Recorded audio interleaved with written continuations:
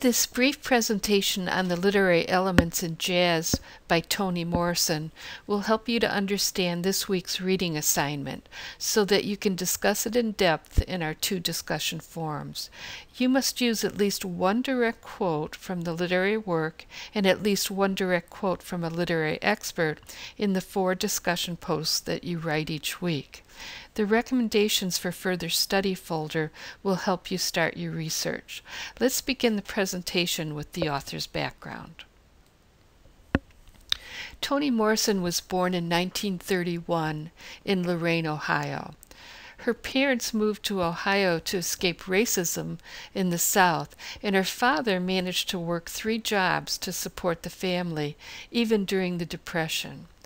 Morrison attended Howard University. Her major works include Beloved and Song of Solomon. She received the Nobel Prize in Literature in 1993, and she was the first Black woman to do that.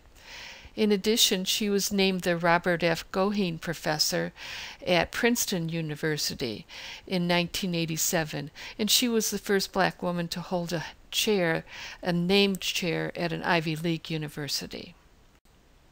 The setting takes place in New York in 1926.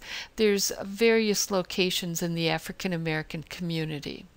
The occupations are for Violet, hairdressing, and her husband Joe, selling beauty products. Dorcas lives with her aunt and attends parties in Harlem. She has a very strict aunt who really doesn't approve of her behavior. The lifestyle is working class. We can see that the novel takes place in 1926. In 1929, the stock market would crash, and this will, of course, affect the working class people. But at this time, these characters don't have the money to invest, as we saw in the last novel, with George Dorset helping Lily Bart. We won't see that kind of a lifestyle. The family relationships are complex. There's infidelity that leads to the death of Dorcas. As for the characters, there's Violet Trace, the betrayed wife. She's 50 years old at the beginning of the novel. Her husband, Joe Trace, has the teenage girlfriend who's murdered.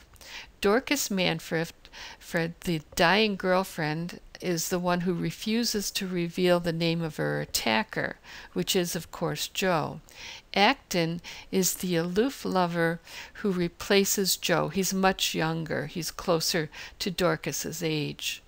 Alice Manfred is the very strict aunt who raises Dorcas after her parents are killed in the East St. Louis riots, race riots of 1917. Felice is Dorcas's friend, and she tries to help the Traces after Dorcas is killed. There's others who also help. There's various characters in the section of the book that takes place in the early 20th century Virginia. That's the Golden Gray subplot. The themes are murder versus suicide, because there is the inference that Dorcas wanted to be killed. She wasn't trying to save herself. Of course, infidelity and lack of commitment are a key theme, as is the unsustainable love. The love in the book, it can't be sustained ongoing without the disruptions, although at the end of the novel, Joe and Violet manage to put their marriage back together. There's violence as a theme, and the violence is somewhat taken for granted. A young woman is killed, but she won't name her attacker as she's dying. People at the party, one of them is more concerned about the fact that his clothing, the blood on the clothing, will never be washed out. He's not concerned about Dorcas dying as much as what he's wearing. There's a theme of lack of motherhood.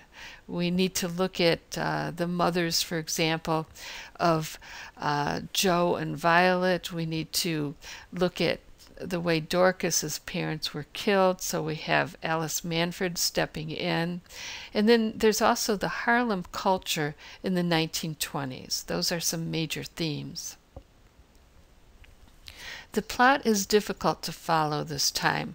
The fact that we have the subplot in the middle of the book with the Golden Gray story that blends the two races, you can see it in the name Golden Gray, that makes it even more complicated. The narration is challenging as well. But we have Joe and Violet Trace in the beginning being happy after they moved north to New York 20 years prior to the main events.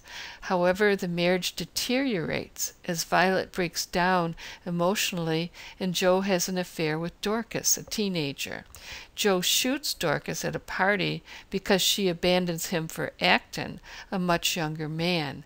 Joe is not arrested because no one witnessed the crime, and Dorcas refuses to name him as the murderer before she dies. Violet slashes Dorcas's face at the funeral home. She has a lot of anger. Joe and Violet are both tormented over Dorcas. They seek help from the girl's Aunt Alice and Dorcas's friend Felice. Joe and Violet reconcile and live a peaceful existence. And again, what's making this complicated is you'll be reading a subplot, the Golden Gray story, and that has to do with the fact that the people you're reading about are relatives of Violet and Joe. There's definitely a connection between the stories. Symbolism, as you might expect in a novel by a Nobel Prize winner, is complex. Again, this is another book where you need to do your research. Music, specifically jazz, is the metaphoric symbol to illustrate the chaotic way in which the characters live. They improvise and act impulsively. They act in a way that we may not necessarily understand. Names are often symbolic in Morrison's novels. You have to know, for example, the Bible, because some of her allusions are to the Bible. The woman who was most likely Joe's mother was called Wild, and that name reflects the way she lived. Golden Gray, the son of a Southern belle and a black boy, symbolizes two different races blended into one. And that's just a couple examples of the symbolism, but the book is extremely symbolic all the way through. As for point of view and writing style, the third-person narrator doesn't officially appear as a character, but the narrative voice could be compared to that of a band leader at a jazz performance, and this idea comes from Laurie Lanson Harris. At the end of the novel, the narrator admits that she is surprised at how the novel ends, and most of the literary critics are going to refer to this main narrator as a female.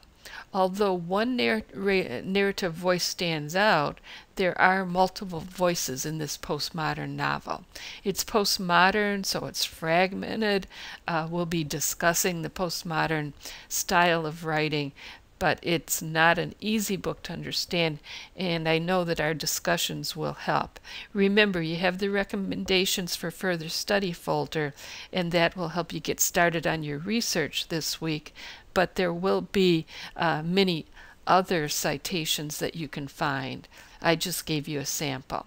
And of course, as you have questions about the book, please let me know. I'll be happy to help you.